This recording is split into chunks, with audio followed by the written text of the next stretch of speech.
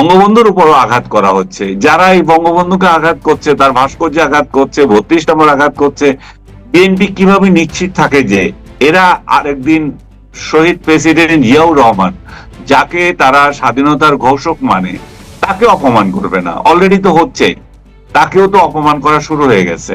আপনি যে মুক্তিযুদ্ধের সংখ্যা নিয়ে কথা বললেন, যে সংখ্যা নিয়ে একটা বিতর্ক শুরু হয়েছে, আপনি দেখেন এই সংখ্যা নিয়ে বিতর্ক তো আগে ছিল না। সংখ্যা নিয়ে একবার বলা হয়েছিল যে এটা ৩ মিলিয়ন বলা হয়ে গেছে, আসলে ৩ লাখ হবে, সেই জিনিসটাও মানা যায়। কিন্তু আপনি যখন এই সংখ্যা নিয়ে বারবার আপত্তি তোলেন, বারবার এটাকে জাস্টিফাই করতে চান, ইভেন ২০০০ বলেন, তার মানে তো মনে হয় যে এটা তো বলার অপেক্ষা রাখে না, এরা ডেলিভারেটলি এগুলো করছে, মুক্তিযুদ্ধকে বিতর্কিত করার জন্য এগুলো করছে। এবং আমাদের এবং পাকিস্তান কোনো ভুল করেনি, সেটা আমাদেরকে বোঝানোর জন্য করছে। এই প্রেক্ষিতে এখন যদি বদরুদ্দিন উমরের কথা আপনি বলছিলেন, বদরুদ্দিন উমরের কথা যদি আসে, উনি বলছেন যে উনি উনি প্রথমে বলা দরকার, এই বদরুদ্দিন উমর, যাকে মানে ও তার বিরোধীরা বদ ওমর বলে ডাকে, এই ভদ্রলোক নিজে এত বড় বুড়ো হয়েও মুক্তিযুদ্ধের সময় মুক্তিযুদ্ধে যান নাই। এত বড় বড় কথা বলছেন মুক্তিযুদ্ধ নিয়ে, কিন্তু উনি মুক্তিযোদ্ধা না। এবং উনি বলছেন মুক্তিযুদ্ধের ইতিহাস ৯০% ভুয়া। আপনি তো ভাই মার্ক্সবাদ নিয়ে, লেনিনবাদ নিয়ে, দুনিয়ার কত কিছু নিয়ে বই লিখে ভরে ফেলছেন। আপনার বই বাজারে বিক্রি হয় কিনা জানি না, বাট আছে তো, আপনার বই তো অভাব নাই। এক সময় আমরাও কিনেছিলাম আপনার মার্ক্সবাদের অ আ ক খ, কি যে ঘোড়া ডিম লিখেছেন এখন বুঝি। সেই জায়গায় আপনি যে বইগুলো লিখেছেন সেগুলোর পাঠক নিশ্চয় কিছু ছিল, আপনি মুক্তিযুদ্ধ নিয়ে লিখলেন না কেন? মহান ইয়ে ব্যক্তি, মহান বুদ্ধিজীবী, আপনার তো উচিত ছিল মুক্তিযুদ্ধ নিয়ে কিছু বই লেখা, যেখানে আমরা জানতে পারতাম যে আসলে ৯০% ভুয়া কোথায়, আর আপনার ওই ১০% সত্যতা কি কি ছিল, আর যে ৯০ ভুয়া সেগুলো কি। এই লোক ভাষা আন্দোলন নিয়ে বই লিখেছে। কি যে মিথ্যাবাদী একটা লোক, আমি তাকে মিথ্যাবাদী বলবো, এখন অনিয়ারে বলছি মিথ্যাবাদী। সে বঙ্গবন্ধু ৫২ ভাষা আন্দোলনে তার কোনো অবদান নেই, এটাই তার প্রতিষ্ঠা করার জন্য সে আপ্রাণ চেষ্টা করে গেছে। কিন্তু দেখা যাচ্ছে যে অসমাপ্ত আত্মজীবনীতে লেখা আছে যে উনি যারা এই আন্দোলনের সঙ্গে জড়িত ছিল তারা বঙ্গবন্ধুর সাথে জেলখানায় দেখা করছে, চিঠি বিনিময় হচ্ছে, উনি তাদেরকে চিরকুট পাঠাচ্ছে। এবং ২১শে ফেব্রুয়ারি যে মানে চূড়ান্ত আন্দোলনে উনি অনশন করছেন ঢাকার বাইরে একটা ইয়েতে, জেলখানায়। এবং সেখানে এবং যেদিন এই ২১-এর চূড়ান্ত দিন আসলো, হত্যা করা হলো আমাদের ভাষা শহীদদের, সেদিন তার অনশন ভাঙানো হলো এবং তাকে খাওয়ানোর বহু চেষ্টা করা হয়েছে। এগুলো বলার অপেক্ষা রাখে না, এগুলো পুরোটাই অসমাপ্ত আত্মজীবনীতে আছে। অসমাপ্ত আত্মজীবনীও যাদের, এই প্রসঙ্গক্রমে আপনাকে বলে রাখি, অসমাপ্ত আত্মজীবন নিয়েও আর কিছু রাজাকারের ছাওয়াল একটা বিতর্ক তুলেছিল যে এটা বঙ্গবন্ধু লেখে নাই, এটা লিখেছে আরেকজন। কিন্তু এখন, এবং আমি দেখেছি আমার ওয়ালে বিশিষ্ট বিশিষ্ট লোকেরা সেটাকে শেয়ার করে খুব আনন্দ উল্লাস করছিল। কিন্তু ওদেরই আবার ফ্যাক্ট চেক কমিটি যেগুলো আছে, রাজাকারদের ফ্যাক্ট চেক যারা করে, ওই রাজাকারদের ফ্যাক্ট চেক অর্গানাইজেশনই এখন বলছে যে ওই রিপোর্টটা ভুয়া, অসমাপ্ত আত্মজীবনী বঙ্গবন্ধুরই লেখা, এবং এটা আরেক বইয়ের সাথে আরেক বইয়ের কিন্তু ঘুলিয়ে ফেলেছে। কিন্তু দেখেন এটা নিয়ে কোনো ওদের প্রচার নাই, এটা কিন্তু চুপ হয়ে আছে। তো রাজাকারদের চরিত্র, স্বাধীনতা বিরোধীদের চরিত্র আপনি এভাবেই চিনবেন, এরা সত্যের সঙ্গে থাকবে না, এরা সবসময় অসত্যকে গুলিয়ে দেবে। আর এরা মুক্তিযুদ্ধের পক্ষে যদি কেউ কিছু বলে সেটাকে অসত্য প্রমাণের জন্য উঠে পড়ে লাগবে, এবং এদের কাজই হচ্ছে এটা। এবং ওই ফ্যাক্ট চেক কমিটি যেগুলো বললাম, হিউমার স্ক্যানার, ও হিউমার স্ক্যানার দেখবেন যে মুক্তিযুদ্ধ নিয়ে কেউ কিছু যদি মানে মিথ্যা কথা বলে তখন এরা কিছু করে না। আমি এদেরকে নিয়ে স্ট্যাটাস দিয়েছিলাম যে এখন ওই হিউমার স্ক্যানারকে থ্যাঙ্কস জানাতে হয় যে ওরা দিয়েছে এবং ওরা এটার গবেষণা করেছে। আমি বলেছি যে এখন হিউমার স্ক্যানার কোথায়? হিউমার স্ক্যানার এসেছে এবং এসে বলেছে যে এটা ভুয়া রিপোর্ট। চ্যানেল 24 একটা ভুয়া রিপোর্ট করেছে, অসমাপ্ত আত্মজীবনী বঙ্গবন্ধুর লেখা না, এবং চ্যানেল 24ও তার রিপোর্ট এখন গায়েব করে দিয়েছে। আমি মানে আমার এত ইয়ে লাগছে যে বাংলাদেশে এই যে বঙ্গবন্ধুর পক্ষে একটা লোক নাই যে আদালতে গিয়ে এই এই এই মিথ্যাবাদী রিপোর্টারদেরকে চ্যালেঞ্জ করতে পারে এবং এই মিথ্যা রিপোর্টের জন্য সাজা দিতে পারে। এটা আপনার ট্যাগিং এর ভয়ে হয়তো করে না, অনেকে হয়তো করতে চায়, ভাবে আবার, কারণ সরকার তো মব ভায়োলেন্সকে কোনোভাবেই নিয়ন্ত্রণ করতে চায় না। সেক্ষেত্রে আপনি গেলে হয়তো আপনি মবের শিকার হতে পারেন, এটাও তো একটা ভীতি। হ্যাঁ, সেটাও ঠিক। তার মুক্তিযুদ্ধ এবং বঙ্গবন্ধু নিয়ে কিছু লিখলেই মনে হচ্ছে যে সে আওয়ামী লীগের, মানে একটা সুন্দর একটা ট্যাগ দেওয়া শুরু হয়ে গেছে আওয়ামী লীগের। এই মনে হচ্ছে যে আওয়ামী লীগের সম্পত্তি, এই যে মুক্তিযুদ্ধ এবং বঙ্গবন্ধু আওয়ামী লীগের সম্পত্তি। এরাই কিন্তু বলতো আওয়ামী লীগ যদি বঙ্গবন্ধুকে ছেড়ে দিত তাহলে উনি মহান নেতা হতেন, আমরা তাকে পূজা করতাম সবাই। হ্যাঁ, জয় বাংলা ওরা বলে কেন? জয় বাংলা তো মুক্তিযুদ্ধের স্লোগান ছিল, ওরা কেন হাইজ্যাক করলো? ওরা নিজেরাই এগুলো করতেছে। তো এগুলো বলে লাভ নাই, এগুলো পুরনো কথা। এবং এরা বারবার প্রমাণ করছে যে এখন 5 আগস্টের পর ওরা আরো ভালো করে প্রমাণ করছে যে আসলে মুক্তিযুদ্ধের একমাত্র ধারক দল এখন আওয়ামী লীগই আছে, যাকে আমি নিজেও সবসময় ট্রোল করতাম যে এরা চেতনা বিক্রি করে চলছে। এখন দেখছি যে ওরা চেতনার জন্য ঠিকই আছে, চেতনা অন্যরা বিক্রি করছে না। চেতনা কিভাবে নষ্ট করা যায় সেই প্রতিযোগিতায় লেগেছে। আমাদের মুক্তিযুদ্ধকে হেয় করা, আমাদের শহীদের সংখ্যাকে হেয় করা, আমাদের ইতিহাসকে হেয় করা। এরা পারলে তো এখন পাকিস্তানের কাছে ক্ষমা চেয়ে বসে যে ভাই আমরা যে মুক্তিযুদ্ধ করেছিলাম সেটা অপরাধ করেছিলাম, এই যে আমরা যে ক্ষমা চাওয়ার জন্য চাপ দিচ্ছি, এরা উল্টা ক্ষমা চাইবে যে ভাই আমরা অপরাধ করেছিলাম, আমাদেরকে ক্ষমা করে দেয়। এই যে আপনি বলেন পাকিস্তানের কাছে ক্ষমা চাওয়া দরকার, তারা মনে করছে, আমার কিন্তু একটু মানে একটু কৌতুক করে হলেও আমি বলি, আমার কিন্তু মনে হয় আসলে ক্ষমা চাওয়া আমাদের উচিত এই কারণে 9 মাসে 90,000 পাকিস্তানি বাহিনী মাত্র 2,000 লোককে মারতে পেরেছে। এই যে তো ওদের পেট্রোলের দাম উঠে না রে ভাই, ওদের গাড়ির যে পেট্রোল এটা তো আমি দেখি নাই। এখন আমাদের মনে হয় জানেন ওদের কাছে ক্ষমা চাওয়া উচিত যে আমরা এত কম কেন মরলাম, তোমাদের এত পরিশ্রম হলো 9টা মাসে, এত ব্যয় করলা, তোমরা আমাদের ক্ষমা করে দিও। এখন আপনার কথা যে মনে হচ্ছে এই ধরনের কথা বলার সময় হয়ে গেছে। ওরা নিজেরাই বলতেছে, ওদের জেনারেলি বলতেছে কমপক্ষে 12 লক্ষ মেরে দিয়ে গেছে, আর ওরা আবিষ্কার করছে 2,000 মরেছে।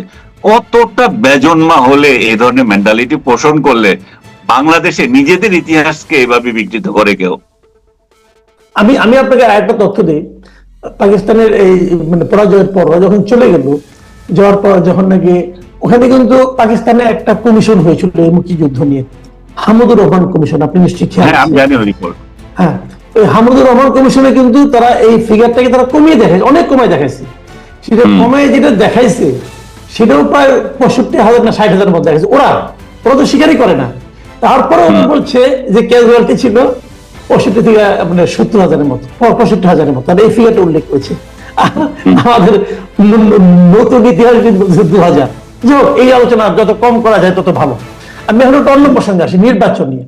এই নির্বাচনটা আমরা কিন্তু ভেবেছিলাম যে একটা নির্বাচন হবে, আমাদের দেশের মানুষ তাদের পছন্দ অনুযায়ী আগামী যে শাসক কে হবে, শাসন ক্ষমতা কার হাতে থাকবে সেটা বেছে নেবে। কিন্তু এর মধ্যে নির্বাচনে নানা ধরনের ষড়যন্ত্র হচ্ছে, কাদা ছোড়াছুড়ি হচ্ছে, আবার অনিশ্চয়তা তৈরি করা হচ্ছে। তারেক রহমান যখন বলেন যে এই আন্দোলনে যারা সহযোদ্ধা ছিল তারা এখন মানে স্বৈরাচারের মতো বিএনপির বিজয় ঠেকাও প্রবণতা তাদের মধ্যে লক্ষ্য করা যাচ্ছে, তো এটা আসলে কেন ওনাকে এরকম কথা বলতে হচ্ছে? আমার মনে হচ্ছে সবারই একটাই লক্ষ্য যে নির্বাচন পিছিয়ে যাক। নির্বাচন যখন না হয়, আপনার তো বিএনপির প্রতিপক্ষকে এনসিপি এবং জামাত, তারা তো এনজয় করছে। জামাত নেতারা তো এখন বেড়াতে যাচ্ছে, দেখলাম আজকে চীনে যাচ্ছে, পুরো মানে স্টলওয়ার্ড যারা আছে সবাই। তো এরা তো আনন্দে আছে। এখন এই যে বাংলাদেশে যে একটা ইলেকশন এবং তাদের যে ইলেকশন প্রস্তুতি, ইলেকশন যে করতে হবে, দলটাকে নিবন্ধিত করতে হবে, এটা তো আমি দেখছি না তাদের মধ্যে। তারা তো ভেবেই নিয়েছে, বা তাদের অ্যাক্টিভিটিজে মনে হয় যেন ফেব্রুয়ারিতে ইলেকশন হচ্ছে না। এবং তারা যে বলছিল একজন যে ফেব্রুয়ারিতে ইলেকশন হবে না, ওরকমই মনে হচ্ছে। আর জামাত তো যত ইলেকশন পিছিয়ে যেতে পারে তাদেরও লাভ। যদিও একটা স্বীকৃতি তাদের আছে, এই যে ডামাডোলের মধ্যে তারা যে বিরোধী দল হলেও যেতে পারবে, সেটাও তো তাদের একটা বড় স্বীকৃতি। বাংলাদেশের মতো একটা দেশে জামাতে ইসলাম, যার কোনো অস্তিত্ব নাই কোথাও, তারা মানে অন্য দেশের বাইরের কথা বলছি আমি, তারা এই দেশে এসে প্রধান বিরোধী দল হয়ে যাওয়ার সম্ভাবনা আছে। কারণ যেভাবে ইলেকশন যদি হয়, এটা চোখ বন্ধ করে বলা যায় যে বিএনপি ক্ষমতায় যাবে এবং তারা ইয়েতে যাবে। কারণ জামাত যদি ক্যারিশমা দেখাতে পারতো, জামাতের নেতৃত্বের অনেকে বলে, আমির থেকে শুরু করে অনেক ভালো নেতা আছেন, আমি অস্বীকার করি না, সৎ নেতাও আছেন, আমি আপনাদের বারবার বলেছি, এখানেও বলেছি, কিন্তু ওভারঅল জনগণ তাদেরকে গ্রহণ করার মতো যেই ম্যাটেরিয়ালস দরকার, এগুলো তো তাদের মধ্যে নাই। তাদের মধ্যে তো ক্ষমা নেই, তারা তো ক্ষমা চাচ্ছে না এখনো। তারা তো অন্যের মতকে গ্রহণ করার যে অ্যাবিলিটি, সেটা এখনো অর্জন করে নাই। এখনো সোশ্যাল মিডিয়ায় দেখবেন জামাতের লোকেরা গালি দিচ্ছে, আমাকে দিচ্ছে, আপনাকে দিচ্ছে, অন্যদেরকে দিচ্ছে। এরা শুধু সুযোগ পাচ্ছেন, হয়তো রগও কেটে দিত। কিন্তু এই যে মেন্টালিটি তাদের কর্মীদের এবং তাদের নেতারা ভালো মানুষের উপরে থাকলেও, ভালো মানুষ রূপে আমাদের কাছে আসলেও, এই যে এটা তো পরিবর্তন হচ্ছে না। তাদেরকে বিএনপি বলে যে মুনাফেক, বা অন্য দলগুলো বলে।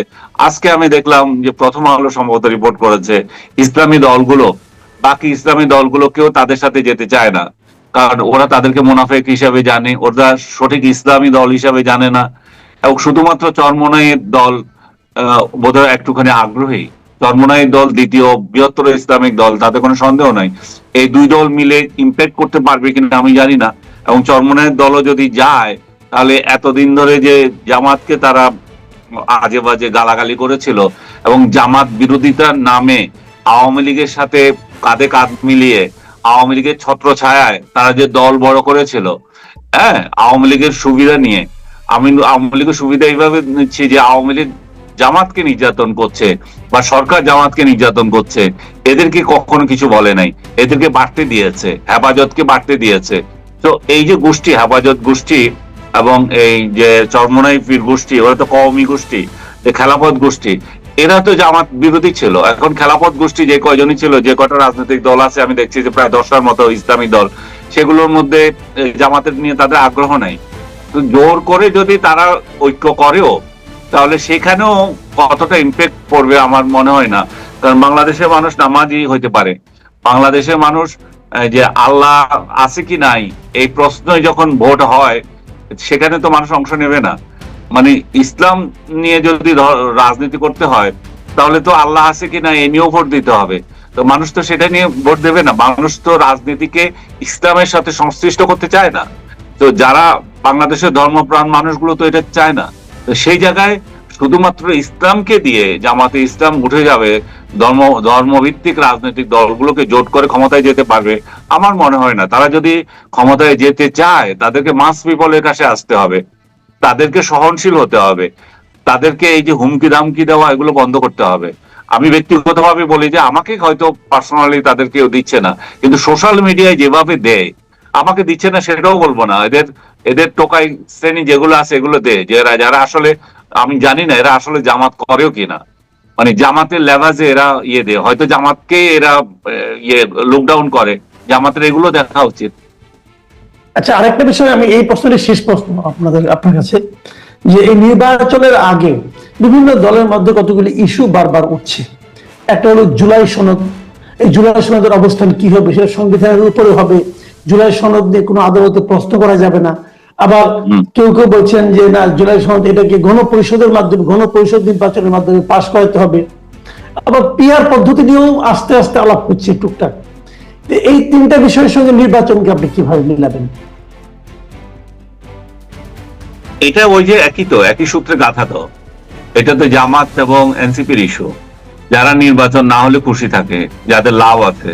জামাত এখন টার্গেট করেছে সমস্ত ইউনিভার্সিটি গুলোতে তাদের ছাত্র সংসদকে মানে নিয়ে আসা, এবং এখানে কোটি কোটি টাকা তারা ব্যয় করবে, তাদের ফান্ড আছে এবং তারা সেভাবেই আগাচ্ছে। ঢাকা ইউনিভার্সিটি থেকে শুরু করে সবকটা ইউনিভার্সিটিতে তারা যাতে দখল করতে পারে, তাদের ছাত্র সংগঠন যাতে বলিয়ান হয়, সেই চেষ্টা করছে তারা। প্রশাসন কিনে নিয়েছে, ভিসি গুলো তাদের পকেটে আছে। তো এই অবস্থায় তারা চায় যে যতদিন যাবে তাহলে আরো বেশি তারা শক্তিশালী হবে এবং মানুষের কাছে প্রজেক্ট করতে পারবে, দেখো ছাত্র সমাজ আমাদেরকে চায়। তো মানুষের মধ্যে এই এই এই চেতনা যদি তারা, এই চেতনা বলবো না, এই পারসেপশন যদি তারা আনতে পারে যে আমাদের গ্রহণযোগ্যতা কতটা হয়েছে, সেই চেষ্টা তারা করে যাচ্ছে। এনসিপি তো আমি জানি না ওরা কি চায়। ওরা না দল না জামাতের পকেট কিছুই বুঝে দেয় না। এদের ভবিষ্যৎ কি আমি জানি না। এদের কিনে কথা বলতে গেলেও ওরা রাগ করার মতো কথা বলতে হবে। ওরা ডিরেল পথে হাঁটছে। ওরা যে ওদের ভাই রাজনীতি করছেন, প্রথম বেলায় যে আপনি ক্ষমতায় চলে যাবেন তা তো না। আপনি ক্ষমতায় যা হয়তো পরের বার যাবেন, এর পরের বার যাবেন, আপনাদের তো অনেক বয়স আছে এখনো। তো তারা তো সেই চিন্তায় আগাচ্ছে না, তারা মনে হচ্ছে আগামীবার যদি আমরা ক্ষমতায় না যেতে পারি তাহলে তার কিছুই না। তো এখন আগামীবার কেন, আপনাকে যদি আর 5 বছরও ইলেকশন না হয়, আপনারা তো সেই শক্তি নাই যে আপনারা ক্ষমতায় আসবেন। তো এখন আমরা আল্লাহ আল্লাহ করছি যে একটা ভালো নির্বাচন যাতে এদেশের মানুষের হয়, যেটা দিয়ে ডক্টর ইউনূস নিজেও একটা শেষ বেলা এসে অন্তত এইটুকু গর্ব করতে পারেন যে আমি একটা ইলেকশন দিয়েছি, একটা ভালো ইলেকশন দিয়েছি। যদিও ইনক্লুসিভ ইলেকশনের কথা বললে অনেকের গা জ্বলে যায়, তো যতই গা জ্বলুক আমি বলবো যে ইনক্লুসিভ ইলেকশন ছাড়া কোনো ইলেকশন হয় না। এবং যেটা হচ্ছে সেটা বাংলাদেশের জন্য খুবই যে ভবিষ্যতে যে খুব কল্যাণ নিয়ে আসতে হবে পারবে, সেটা আমি বিশ্বাস করি না। কিন্তু আওয়ামী লীগ আসুক আর না আসুক তাতে আমার কি আসে যায়, আপনার কি আসে যায়, কিন্তু সত্য কথাটা বলতে হবে। কারণ আজ থেকে 5 বছর পর এই লোকগুলো আবার জিজ্ঞেস করে, কই আপনি তো বলেন নাই যে আমার আওয়ামী লীগকে নিয়ে ইলেকশন করা উচিত। এরাই যেমন আমাদেরকে পেছনের কথা নিয়ে বলতেছে যে 18-র ইলেকশন নিয়ে তো আপনি কিছু বলেন নাই, 24-এর ইলেকশন নিয়ে কিছু বলেন নাই।